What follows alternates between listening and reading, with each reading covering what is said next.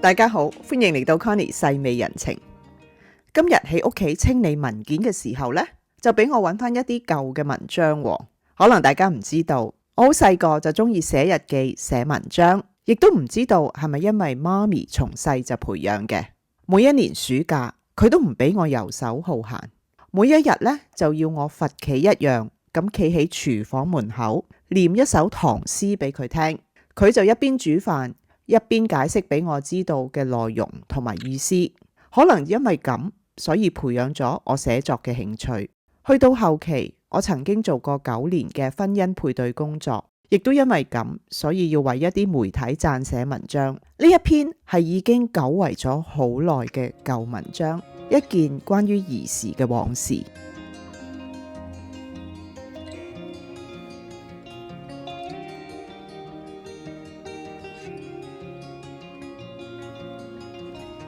嗰年我5歲，應該係初夏時分啦。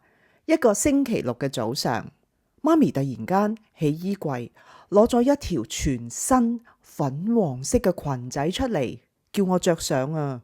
佢話帶我去尖沙咀啊。嗰個時候家境唔係好富裕，住喺公共屋邨。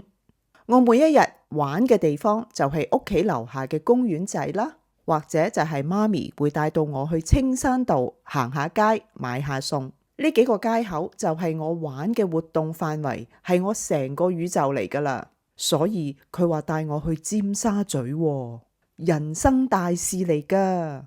仲要媽咪完全冇列出任何嘅附帶條件，唔使念唐詩啦，唔使做完功課啦，亦都唔使要背幾多嘅英文字。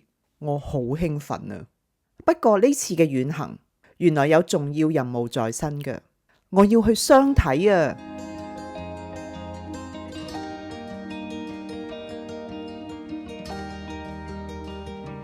喺記憶中，媽咪係帶我去到尖沙咀海運大廈入邊嘅海洋皇宮酒樓飲茶，喺當時尖沙咀嘅潮流地標嚟㗎。除咗我哋2個之外呢，仲有一位黃叔叔同張姨姨，4個人一張台，一路食點心，一路就談天說地啦。當然，談天說地唔屬於我範圍之內嘅，我淨係專注享受台上面嘅各式各類嘅點心。記憶中呢，我係完全冇限制，任我點噶，梗係會點我最中意嘅蝦餃啦、燒賣、腸粉、叉燒包。我冇理過佢哋喺度傾乜嘢。不過咁，人仔細細，我知道咩嘢叫相睇噶，即係呢，黃叔叔同張姨姨第一次見面咯。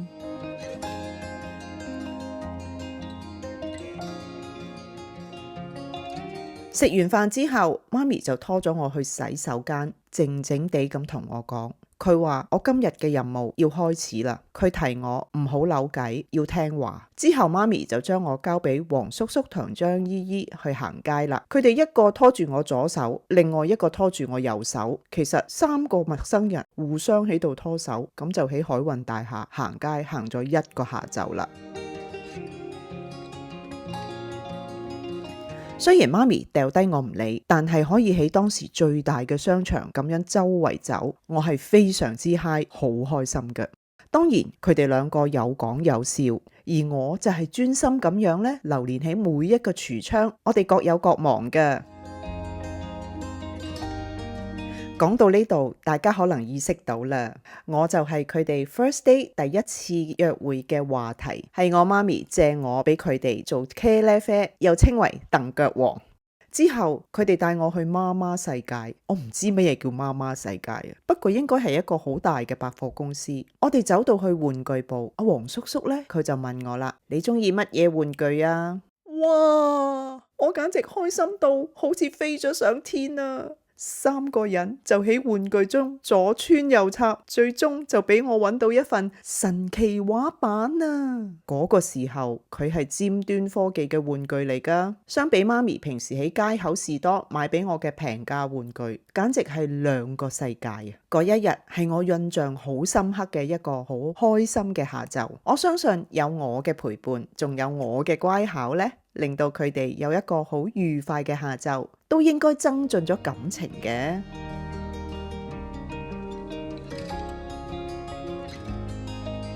大半年後有一日，媽咪就話俾我聽，黃叔叔同張姨姨就嚟結婚啦。當時5歲嘅我就係佢哋嘅媒人啦。嗰塊神奇畫板呢，就係媒人費啦。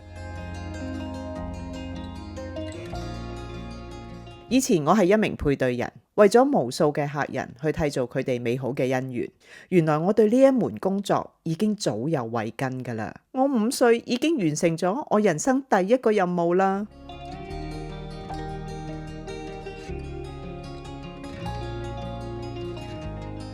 我有9年婚姻配對嘅工作，好多難忘、好搞笑嘅回憶，有機會再同大家分享一下。多謝大家收聽呢一集 Connie 細味人情，我哋下星期再見，拜拜。